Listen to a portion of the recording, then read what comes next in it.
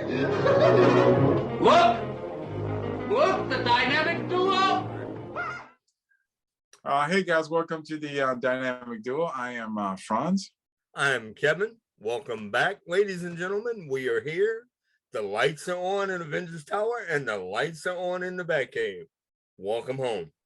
Hey Kevin, let me start the show by thanking one of our first, oldest, and most consistent supporters, Victor. Victor, seriously, man, your input just means the world to both of us, and to me especially.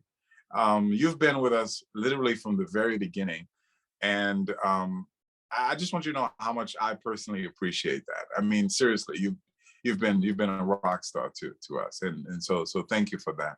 And I just want to recognize you for that. Cowboy, thank you so much for the support, man. As Franz said, it's very much appreciated. So Kevin, the show that we're going to do now is What If? What would you do? What would you do? There are different segments we're going to do in this show. And let us know, guys, if you like or dislike. We're going to play executive director. We're going to play, what would we do if we were in Kevin Feige's position? The other thing that we're going to do is we're going to, because we have ideas, right? And we're going to say, okay, what would you do with a Thor movie? What's the script? What's the story? How would you handle the Fantastic Four? I have movies in my head, and I'm going to share some of those movies with you and see if it's compelling enough to keep you watching or if it's completely junk and not worth doing it. But those are the segments that we're going to do. So, Kevin, let me ask you this. Given where we are with the Marvel Universe, and given the work that Kevin Feige has done, how would you handle, two questions I have for you. Would you have done anything different in the past? And how would you handle it from now on in the future? From the past, I definitely, without beating up on it, I definitely would have done something different with Ragnarok. I would have done the comic series. Yes. And this has been stated several times between you and I. If they wanted to do a Hulk movie, I would have done a Planet Hulk movie, not within the confines of Thor. That's what I would have done. And I would have taken the pages of both the whole Thor Ragnarok adventure. I would have broke them down and I would have made a movie out of it. Plain and simple. What we got as Thor Ragnarok, as you stated so eloquently a couple of weeks ago, was not the Ragnarok story. It wasn't even close. Yep. One of the biggest problems that I have with some of the jumping around that happens within all of these movies, whether you're talking DC or Marvel, is sometimes they're not dealing with the passage of time on a right time level, or they jump around and it's one of these things of we don't have to explain ourselves or explain the scenario of what's going on because, and add the what if factor from there. Case in point, and again, I'm not beating up on it, but this was one of the weak spots within what they did with Ragnarok, was the return of Odin. They didn't explain a thing. Nothing was explained. You got this short little scene with Anthony Hopkins. Oh, I love both of my sons, and yada yada, boom, boom, boom, and he's gone. Odin is just gone from Thor's life. Seriously. That's it. Seriously. That, as big as this character is, the person who gave Thor the ability to be Thor, okay, and he's gone. Wearing human clothes on Earth, by the way. I'm sorry. Don't no, it's fine. it's fine. The disturbing thing is, as strong as some of the other Marvel material has been, and again, we've talked about this repeatedly, I really don't understand the willingness to just dismiss certain things that should not be thrown in the trash. And unfortunately, for all the Marvel success, certain things they've done it. Okay. In my opinion, and I know I'm jumping around, for Spider-Man, I would not have done what they did in No Way Home. Yes. I told you that after we saw it. I thought that even though I did enjoy the movie, in that same step, the movie was a disappointment.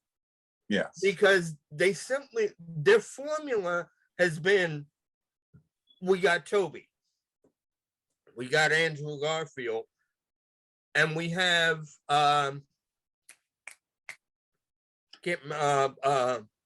Holland. Oh yeah. Oh, I'm sorry. Okay, no, it caused I'm me to thinking, blank out. who else did they have? Because I took Tom Holland for granted. But that's the thing. It's, to me, the story in No Way Home really doesn't work. I mentioned this to you, not on air, but in a private conversation once before. Part of why No Way Home doesn't work for me in terms of the story and a lot of the setup, Doctor Strange is defeated by Spider-Man. Yeah. By the way, that's something I wanted to talk to you about too. The whole, can Doctor Strange be defeated by Spider-Man? It's an interesting conversation, but go on.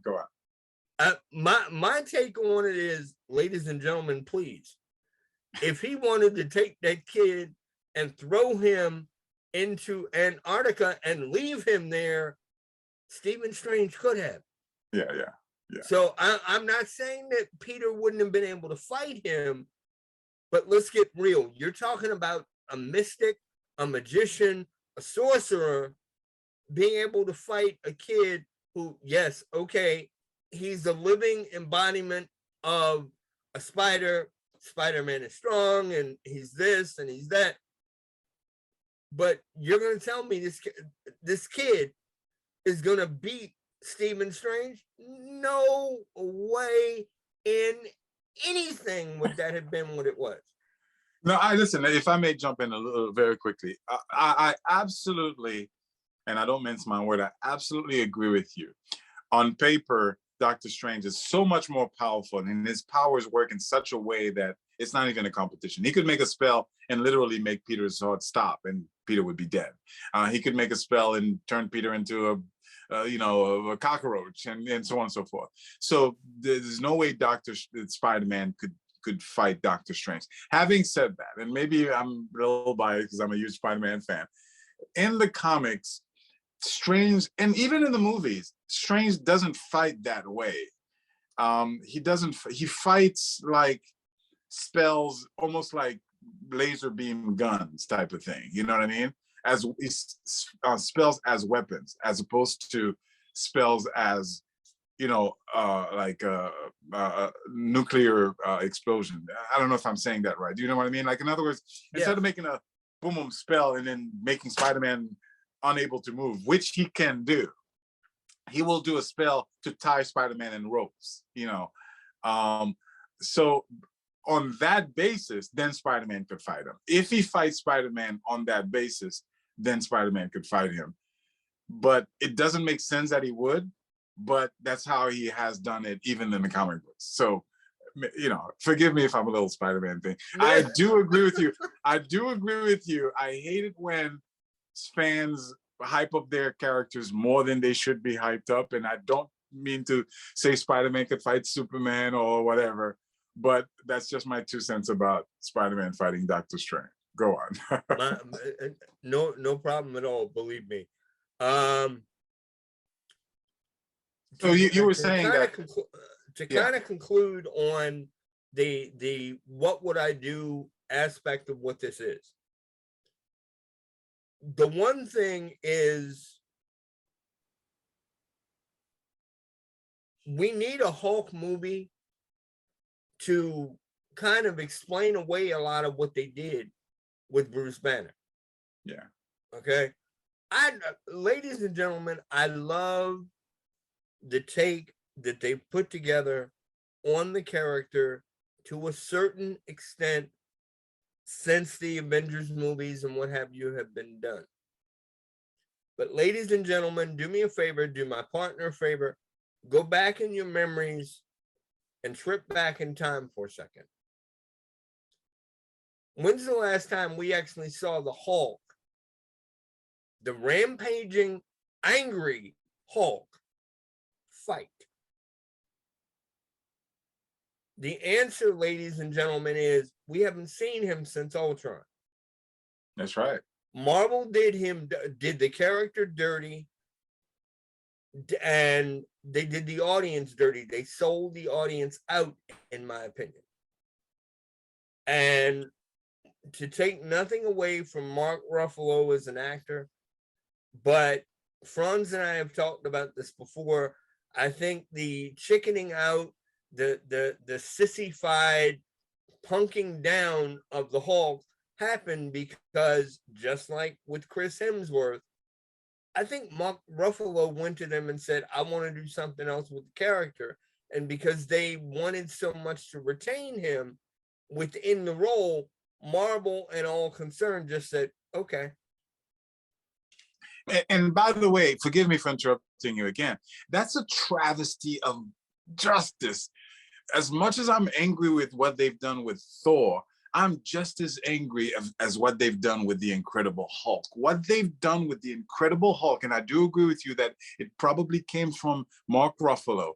And I do agree with you the same way that the nonsense with the Thor, comedic Thor, comes from Chris Hemsworth.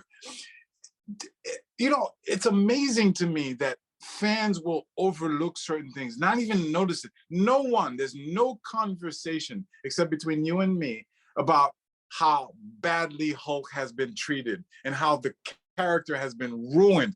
To make Hulk punk out, not lose a fight, but be afraid, is antithetic to the character. It is the opposite of what the character represents. Hulk cannot punk out because the very nature, creation of Hulk is to be angry against being oppressed and being bullied and being beat up. He can't. He could die. He will die before he punks out. And they turned the Incredible Hulk into an absolute joke. And it is a travesty. And it's one of the many reasons why I don't like Endgame. But forgive me again. Please take the floor. No worries. No worries. And even though I said this was my last point, it wasn't. So ladies and gentlemen, forgive me. The only other thing that I would comment on, and I know that the world at large is waiting for the Fantastic Four movie to arrive. So am I. I have to tell you, just like Franz, I have my own concept of a Fantastic Four movie, and I've had it for years. And the way that I would bring the Fantastic Four into the MCU, even now, is exactly what I would do as a fan of the material. And here it is. And I'll make this as simple and as quick as possible. I would open my movie with a group of tourists being given the tour of the bottom half of the Baxter Building. And within that step, you see displays, pictures, artwork, however you want to work it out, of the Fantastic Four. You could even use clips from the Jessica Alba, Ian Garfield, Chris Evans, and Michael Chiklis movie if you wanted to, just to have it as part of the tour. And within the tour, person asked the tour guide, excuse me, are we going to get a chance to see Miss Storm, Mr. Richards, Mr. Grimm, etc.? The tour guide responds with, no, unfortunately, Mr. Richards and his family are away, and you're not going to get to see him. eventually, as the camera moves around the room, it focuses in on a picture or a video of what appears to be the edge of our Milky Way galaxy. And it moves beyond that. And you find out that the Fantastic Four have indeed been away, and they've been trying to make their way back to Earth. And in the process of trying to get back here, the adventure that we have ensues and unfolds because they have been trying to get back. And I'm not necessarily talking about the quantum realm, although you could use that if you wanted to, but that's I'm not even talking about that. It could be the negative zone. It could be the negative zone. Anywhere, in all honesty, I would love it if it wasn't the quantum realm. Yeah. Do agreed. something different, go somewhere different. Right. But that's what I would do with the Fantastic Four. I love it. We've talked about it before.